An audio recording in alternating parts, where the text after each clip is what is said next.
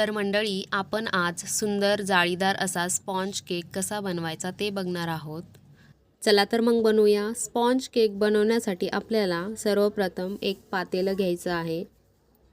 त्याच्यामध्ये असं मीठ टाकायचं आहे आणि स्टँड ठेवायचा आहे। हे आपल्याला प्रीहीट करण्यासाठी ठेवायचं आहे।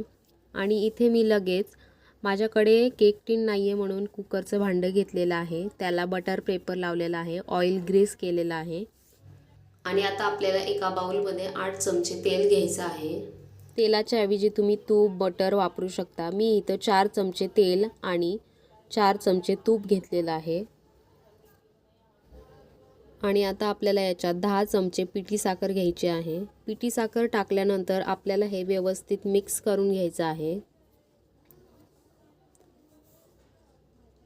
इथे मी साधी आपली घरातली साखर मिक्सरमधून बारीक करून घेतलेली आहे। आणि हे आपल्याला विस्करने छान मिक्स करून घ्यायचं आहे।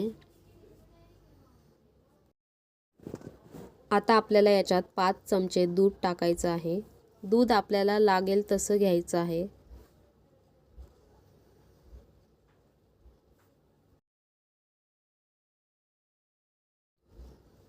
आणि वापस हे व्यवस्थित मिक्स करून घ्यायचं आहे।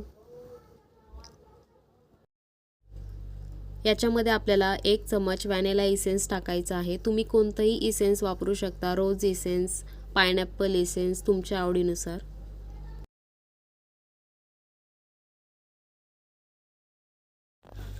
आता आपल्याला याच्यामध्ये 12 चमचे मैदा टाकायचा आहे। आणि आता आपल्याला याच्यात लिंबाचा रस टाकायचा आहे थोडा। 1 चमचा बेकिंग पावडर टाकायचे आहे। आणि याच्यात अर्धा चमचा बेकिंग सोडा टाकायचा आहे, म्हणजेच खायचा सोडा टाकायचा आहे।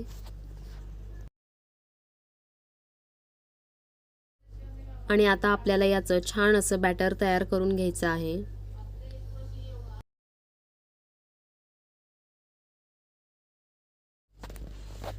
आणि हे बॅटर आपल्याला अशा प्रकारे तयार करून घ्यायचं आहे। आणि हे लगेच आपल्याला केक टिन मध्ये टाकून घ्यायचं आहे।